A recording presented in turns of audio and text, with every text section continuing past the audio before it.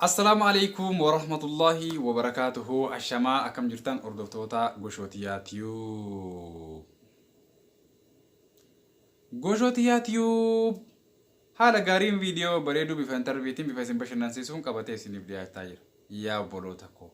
Yoo viidiyoo keenya laaltan maaliif laayikiin goone qubatu isinirraa citaa jiran takkatti makkana gootanii yookaan takkatti makkana gootanii tanuma godhutti quba isinirraa citaa maaliif tana godhuu dadhabdan? Ummanni biraa laayikiin isaanii view keenya wal qixa. Namni keenya diraamaa Oromoo yoo laaltan laayikiin gootan, sirba Oromoo yoo laaltan laayikiin gootan, koomadii Oromoo yoo laaltan laayikiin gootan. Maal laayik gootan isin? Maal laayik gootan harka isinirraa citaa? Laayik godhaaboo.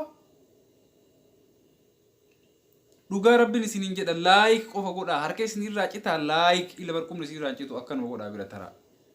Waa tokko saantibii tokko isinirraan kutatu laayikiin. Hin laaltan garuu dhokattanii maaf laayikiin goone?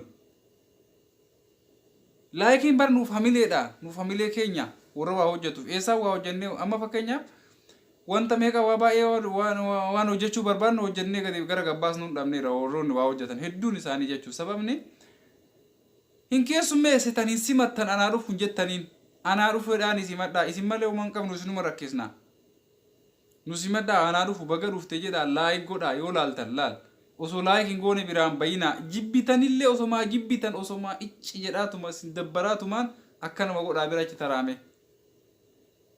Faayidaan laayikiin qabu viidiyoo kiyya yeroo isin laayik naa gootan akka namni biraa namni tokko na affeerte jechuudha. Nama tokko yookaan affeerteerta.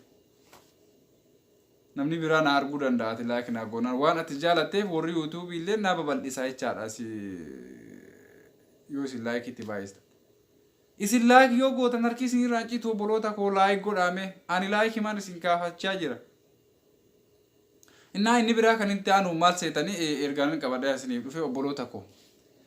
Mudannoolee garagaraa kan hin qabdan karaa waasappii keenyaatiin lakkoofsa isinii maxxansinaa karaa waasappii keenyaatiin mudannoolee qabdan bifa barrootiin nu erguu dandeessu dubbisnee sagaleetii jirra hojiirra isinii oolchina bifa sagaleetiin nu erguu dandeessu idiit goonee qilleensarra isiniif oolchina uummata biraan isinii kenna jechaadha. Mudannoolee garagaraa kan nama dinqisiisu kan nama ajaa'ibsiisu kan ammoo isin bira jiru kan qabdan jechaadha waanuma qabdan karaa YouTube channel keenyaatiin qilleensarra oolfachuu dandeessu kanallee asumaan isin beeksifna jechaadha obboloota koo warroonni mudannoo gurguddaa fi mudannoo babbareedaa kan nama kofalchiisus kan mudannoo maa ta'u mudannoo maal ta'es jechaadha kan hin qabdan hunduma isaatu karaa YouTube channel Goshootiyaatu beetiin qilleensarra oolfachuu dandeessuun isiniin jedha YouTube channelin Goshootiyaatu kiyya keessanii kan hunda keenyaati isin jaaladha nagaa fi fayyaa naaf qabaadha wanni ani isiniif dhaabadhu YouTube channel keenya subscribe like comments godha kana goonaaniin waanin isinirraa hambifannu hin qabnu waan beeknu isiniif hin finna waan beeknillee kan beekuu gaafannee isiniif fiduu dandeenya. Garuu yu laayikiin sabskiraayipiin akkasumas immoo komantiin yaadaan nu jajjabeessuun viidiyoo keenya daawwachuun isin irratti amaanaa ta'uun isinin jenna obboloota koo isin jaaladha akkasiin na jaallattanis nan beekaa na jajjabeessaa wal jajjabeessaa ani kun mucaa bareedaa kana jiru kana yoo isin laayik naan goone ana maaltu natti dhaga'ama obboloota